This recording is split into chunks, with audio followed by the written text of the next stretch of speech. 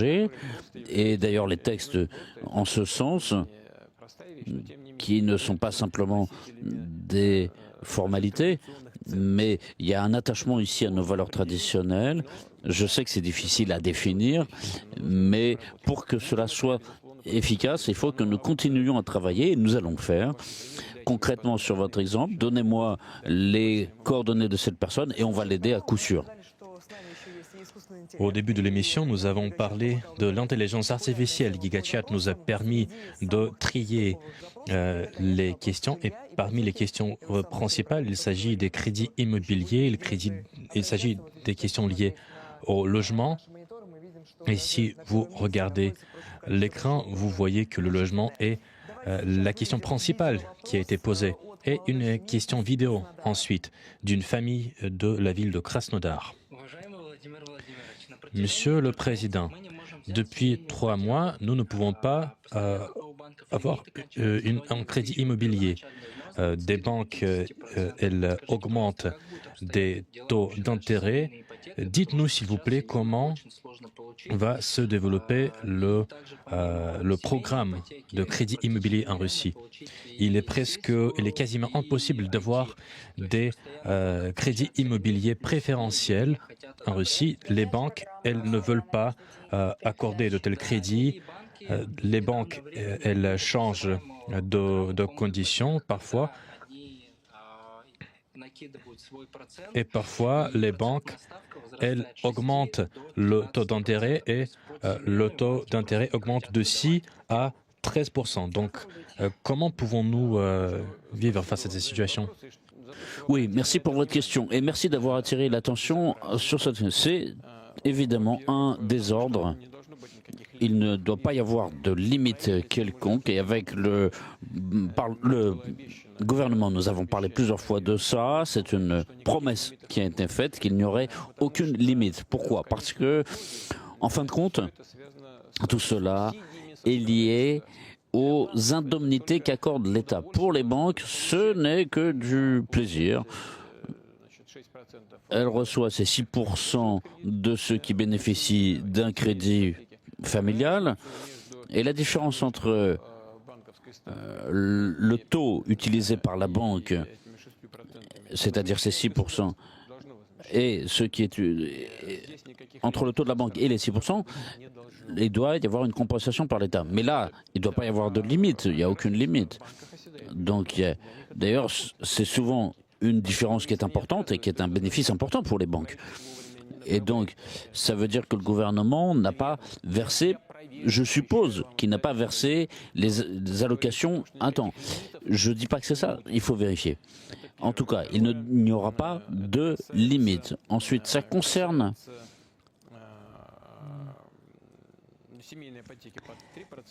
les crédits immobiliers pour les familles à 3% et aussi le crédit immobilier rural.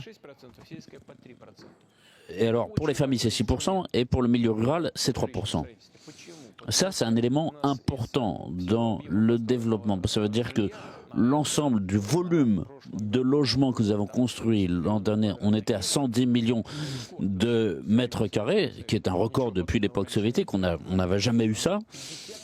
Donc, 50% de ces logements ont été construits en milieu urbain. Et d'une manière générale, c'est en milieu rural. Donc les gens prennent un crédit jusqu'à 45 ans, par exemple.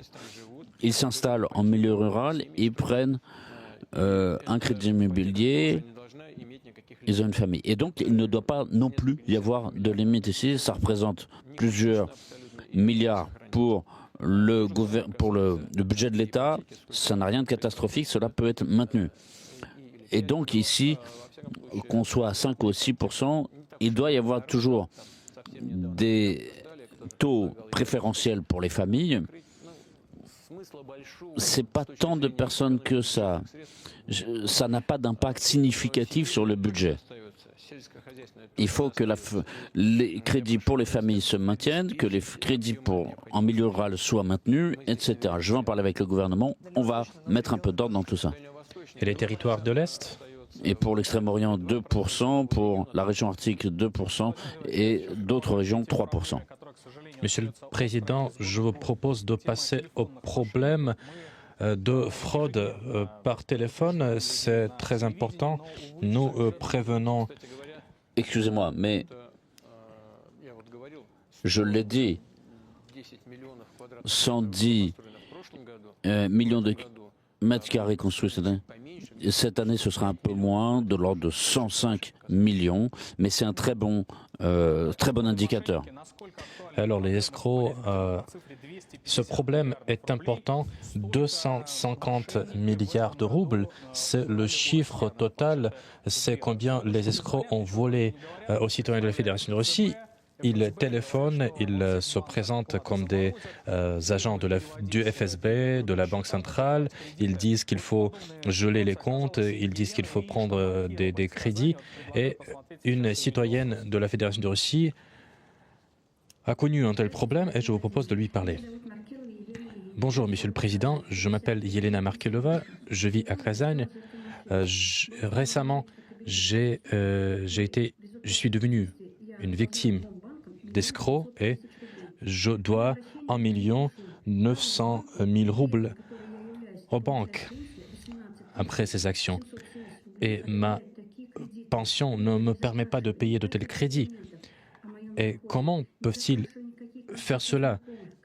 Ils n'avaient pas de documents, il n'y avait pas de personnes qui pouvaient approuver un tel crédit.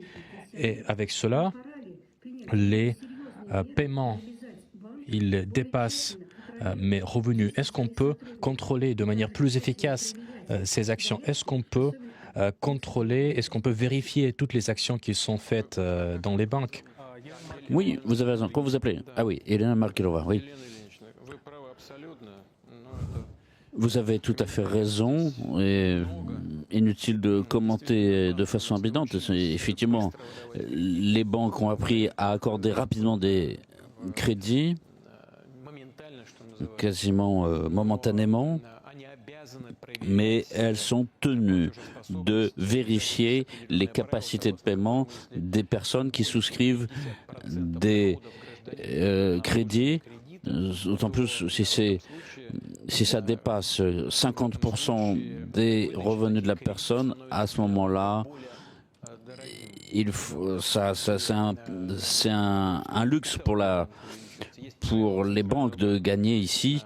Et donc, il y a un travail de vérification qui doit se faire. En tout cas, ce que vous racontez est très préoccupant parce que le volume de ces escroqueries dépasse toutes les limites. Encore tout récemment, lors de la rencontre de la Sberbank, M.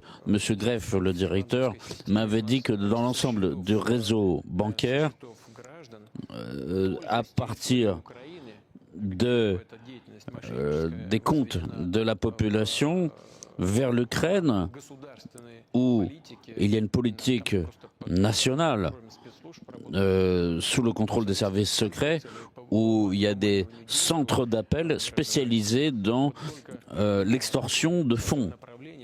Et ils ont réussi à extorquer plus de 150 milliards de roubles. Et c'est considérable. C'est incomparable avec ce qu'avait fait Hitler en imprimant des faux billets. Voilà. Et donc ils imprimaient des livres sterling et les diffusaient pour saper l'économie britannique. Et là, c'est la même chose que fait l'Ukraine par la voie de ces escroqueries. Et bien évidemment, il convient de discipliner cela. Cela doit être au cœur de notre attention. Ces questions de crédit jusqu'à 50 000 roubles, d'accord, ça peut être fait online. Après, de 50 000 à 200 000 roubles, il faut que ça prenne au moins quelques heures, qu'on ait le temps de procéder à des vérifications avant de donner une décision complète.